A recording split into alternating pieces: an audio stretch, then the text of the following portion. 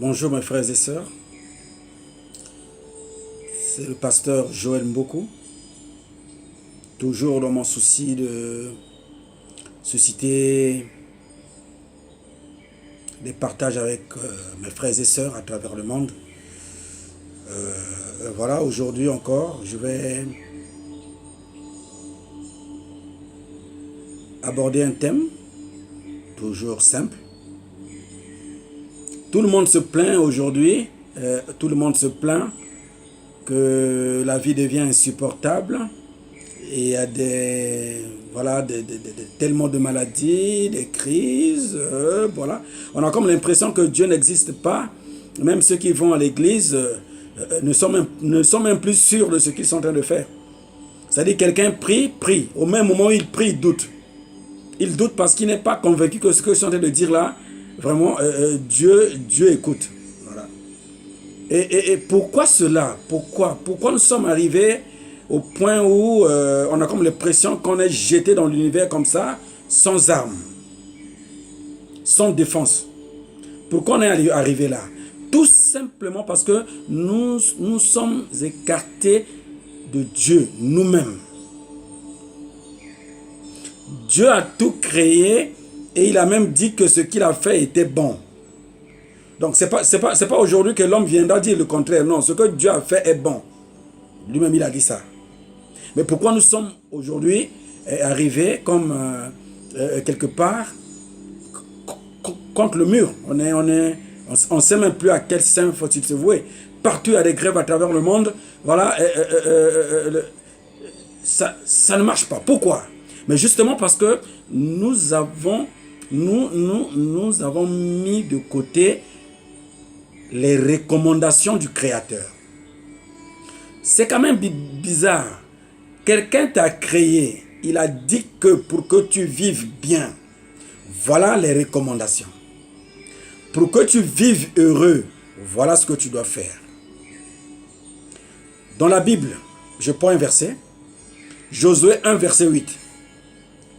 On dit que ce livre de la loi ne s'éloigne point de ta bouche, médite le jour et nuit, afin de conformer ta vie par rapport à tout ce qui est écrit. C'est alors que tu auras du succès, tes entreprises vont avancer, tout ça. Lisez Josué 1, verset 8. Ça veut dire que le succès, tout ce que nous cherchons de bien, n'est que la conséquence d'une vie consacrée à Dieu, d'une vie qui est menée par rapport à la parole de Dieu, d'une vie qui respecte les principes du Créateur. Enfin, nous sommes quand même des créatures. Nous avons été créés. Celui qui nous a créés a donné un code. Le code de la vie. Pour moi qui suis chrétien, je prends la Bible. Les autres ont peut-être leur livre sacré. Je ne dis pas que je ne les mets pas de côté, non. Mais ces livres sacrés ont pour objectif de nous donner des lignes de conduite. Voilà. Moi, chrétien, mon code, c'est la Bible. Alors, ça sera... je ne sais pas comment qualifier ça. Comment pourrais-je penser vivre bien dans l'univers de Dieu tout en menant une vie qui ne respecte pas les principes du code de la vie? Prenons le cas d'un chauffeur qui prend son véhicule un matin, il roule, il ne connaît rien, aucun panneau de signalisation, il ne maîtrise rien du tout, il ne connaît pas le code de la route, il ne maîtrise rien. Mais il veut quand même rouler bien, ne pas faire des accidents et ne pas, voilà. Vous pensez qu'une telle personne, il n'est pas, hein, il y a quelque chose qui ne va pas en elle. La personne là doit être malade.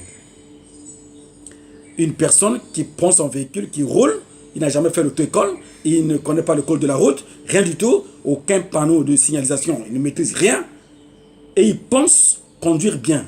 Il pense ne pas faire un accident, mais non. C'est-à-dire, dans ce cas-là, il met sa propre vie en danger, il met la vie des autres en danger, et c'est un danger public permanent. C'est ce que nous sommes en train de vivre. Voilà. On est aujourd'hui face à des situations compliquées et on veut qu'on condamne les autres. Voilà, on condamne les autres. C'est la nature humaine.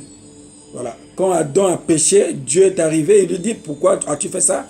Lui dit, non, c'est pas moi. C'est la femme que tu m'as donnée là. Voilà. Si tu ne m'avais pas donné cette femme, on n'allait pas arriver là. Mais le jour que Dieu lui a donné cette femme, il a chanté le plus beau cantique du monde. L'os de mes os, la chair de ma chair, tout ça. Et maintenant, il n'a pas pu gérer sa femme. Et voilà, sa femme l'a conduit dans le chaos. Il dit, non, c'est Dieu, c'est toi qui m'as donné cette femme-là. Sinon, moi-même, je n'avais pas besoin de femme. Et c'est comme ça aujourd'hui. Non, non, non, non, non, le régime, c'est ça qui est la source de toutes choses. Mes parents sont des sorciers, voilà. C'est l'oncle qui m'ensorcelle. Ce sont des, voilà. C'est toujours les autres qui sont fautifs. C'est les autres qui sont la raison d'être de ma souffrance. Non, mon frère, non. Dieu ne t'a pas créé pour que tu dépendes de ce que... Non, non. Il t'a d'abord créé pour que tu dépendes de lui. Il faut revoir ta vie. Est-ce que ta vie est conformément, tu l'amènes conformément au code de la vie qui pour moi, chrétien, c'est la Bible. Revois ta vie. Lamentation 3, verset 37 est clair. Il est écrit, rien ne peut arriver dans l'univers si ce n'est Dieu qui donne l'ordre. Voilà. On peut prendre ça si Dieu ne le permet. Et si vous continuez à lire jusqu'au verset 38, il a dit, pourquoi l'homme vivant se plaindrait-il? Ça veut dire que pourquoi on se plaint des circonstances qui nous arrivent? Et la conclusion, Dieu dit que chacun sonde de ses voies et revienne à Dieu. Car les yeux de l'Éternel sont fixés sur ceux qui vivent selon ses principes. Donc, le problème est clair. Et quelque part dans Isaïe, il est écrit, les oreilles de Dieu seront courtes pour entendre, ses mains courtes pour agir. Non, le problème, c'est que ce sont vos péchés qui mettent une barrière. Donc, nous sommes responsables de ce qui nous arrive. Ne condamnons pas les autres.